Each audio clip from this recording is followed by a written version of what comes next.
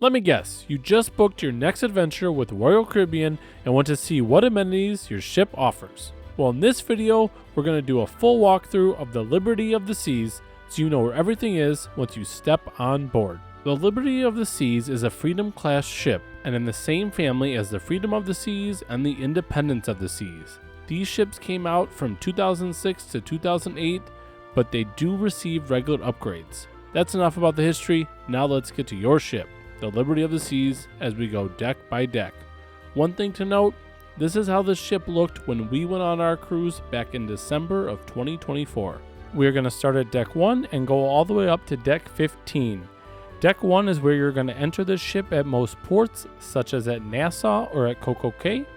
There isn't much else open to the public because this is where most of the crew stays and has their offices. On our cruise, we did take a behind the scenes tour of the ship, which did explore more of deck 1 and even below deck 1. If this is something you might be interested in, you might want to think about booking this excursion on your cruise. Moving up to deck 2, there are mostly guest rooms. These are going to be most of your ocean view rooms, but there are a few interior rooms as well. There is also a conference center located on deck 2. There are a few different styles of conference rooms if you're looking to have your next company retreat on the high seas. Deck 3 is where we start to see some of the amenities of the ship. Starting from the bow and working to the stern, we first have the Platinum Theater. The theater is going to be where some of your nightly entertainment will be held. They had a variety of things, from a variety show to a tribute to Saturday Night Fever on our cruise. This is also where some excursions may meet. During our behind the scenes tour, we got to go backstage with some of the cast members.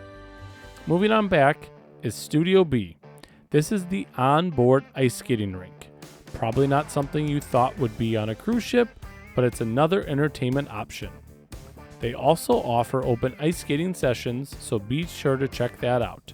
Those times filled up fast, so you may want to reserve a time slot prior to getting on board. Right outside of Studio B is the On Air Club, which offers nightly karaoke and other activities during the day. Next is the Art Gallery, where you can buy art pieces while on the ship. It's more of a hallway than it is an actual art gallery. Lastly, at the back of the ship is the main dining room. This room spans 3 different decks and is where you can have breakfast and dinner. Here are some of the different menus we had while on our ship, but if you have more questions regarding the dining, please leave a comment down below. As we continue to move up the ship, we come to deck 4, starting with Sabor. This is the Mexican restaurant and is not part of the included dining package. Here is a preview of the menu if this might interest you. Right next to Sabor is the Schooner Bar. This is a good place to grab a drink and watch the people go by. They also had other activities here such as trivia, which took place in the afternoon.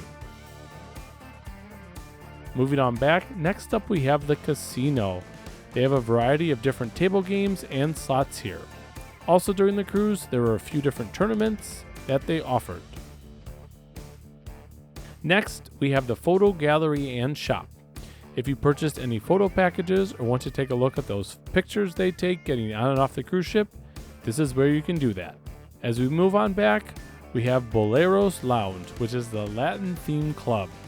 They offer live music as well as cocktails to match the vibe. Lastly, at the back of the ship is the second level of the main dining room.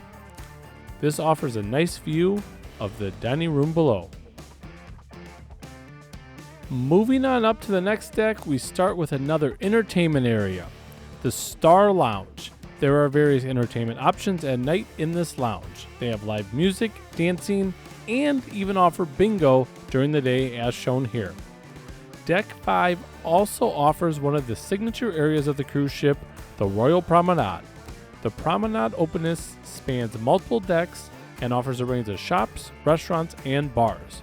First up is Sorrento's, which is a pizza by the slice restaurant that is included in your dining plan. We were unable to try any pizza while on board, but there was always a big line. Next are some retail shops where you can pick up some souvenirs. The Hoof and Claw is an English pub offering tap beers as well as other drinks. It was nice to sit out here and watch people walk by. This is where I found one of the best deals on the ship if you might not be on the drink package. Vintages is a wine bar along the promenade also, with a nice outdoor seating area.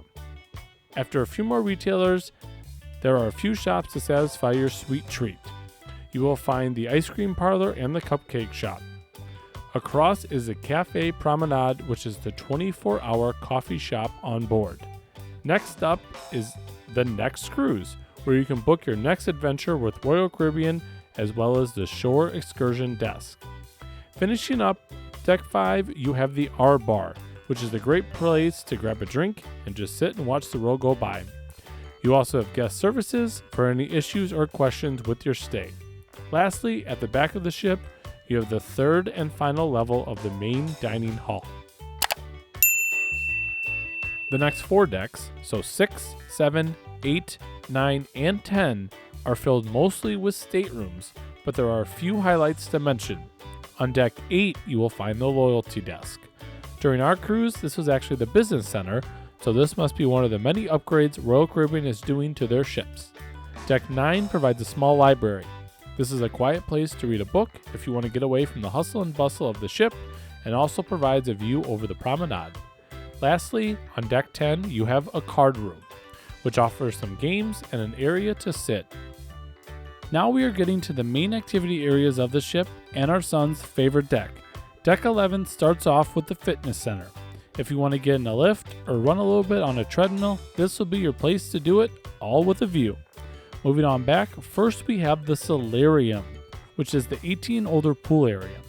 This is a nice relaxing area if you want to sit and be away from the noise of the main pool. There is a small pool in the middle, along with a separate bar. There are plenty of chairs in this space to enjoy. Also extended out over the sides of the ship were 2 whirlpools, which seem to be very popular. Next, we have the main pool area. There are 2 different pools as well as multiple hot tubs. The pools host many different activities during the day, such as the belly flop competition. The sports pool had some competitions such as volleyball. At night, they would host movies as well as sporting events on the big screen. Your Royal Caribbean app is going to be the best place to find times for everything. Moving on back, we have the kids swim area, Splash Away Bay.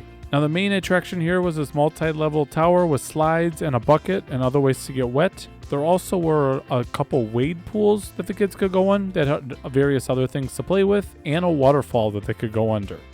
Lastly, at the very back of the ship was your buffet and 2 other dining options. The first one was Giovanni's Table, which was not included in your dining plan. This was an Italian restaurant, and the menu is here on screen. The second one was Chop's Grill, which is the steakhouse. This also is not included in the main dining plan, and here's the menu. And lastly is the Windjammer, which will be your buffet. This is open for breakfast, lunch, and dinner. And I will say, for being a buffet, I thought they had lots of options, and I thought the food was quite tasty. Since this is the main food area, it does get quite busy, so if you can, try to snag a seat at either Giovanni's or at Chop's Grill. It can be a little bit quieter and a little bit easier to get a table, and obviously if you can, try to get one by the window and enjoy the views out the ship. Moving on up, let's check out Deck 12. Starting at the front of the ship is where you'll have your spa. You can book yourself a massage or any other kind of treatment. Now, we also stayed on Deck 12 in room 1832. I did a separate video on our room and what that all looked like, so if you want to check that out, I'll leave a link in the description down below. Around the pool area of Deck 12 are some chairs as well as the running track. About 4 laps around is a mile, and I would suggest using it either in the morning or late at night because it gets very busy in the middle of the day. And now on Deck 12, I did kind of mention this before, but they do have the sky bar as well as the big screen, so you can sit out on your lounge chair and watch something on the screen. Next, you're going to have your video arcade, which is pretty self-explanatory. Also back here are where your childcare areas are. They have a nursery for your babies, as well as they have older areas for ages 3 to 5. These areas are free during the day, but if say you want to have a later dinner reservation, they do have an additional charge. In back of the arcade is where you'll also find the teen disco. Towards the back of the ship, you will find Johnny Rockets, which is your old school hamburger shop. This is not included in your dining plan. There also are a few more seating areas to lounge out. Next we have deck 13, which starts off at the front of the ship with the mini golf course. Liberty Dunes was an 18-hole mini golf course, and they even had tournaments on board for juniors. The back of the ship is where the thrill-seeking options were really at. They had your racing body slides, Cyclone and Typhoon, and they also had the tube slide, which was called Tidal Wave. There also was the rock wall, which is famous for I think every Royal Caribbean ship, as well as the sport court. Also at the very back of the ship was the Flow Rider. Deck 14 had 3 different lounges depending on your room type or maybe your status with Royal Caribbean, but the main feature, Olive and Twist, which was a cocktail lounge that overlooked the rest of the ship. You had a good vantage point from here and could see 4 miles. Last, but certainly not least, Deck 15. The Liberty of the Seas has its own chapel, so you can get married or renew your vows on the high seas. Thanks for coming along as we checked out the ins and outs of the Liberty of the Seas. I hope this helps you for your upcoming cruise. If you have any questions, please feel free to leave them down below. I'd love to answer them. I hope you enjoy your cruise or any other trip you might be going on. And until next time, enjoy your adventure.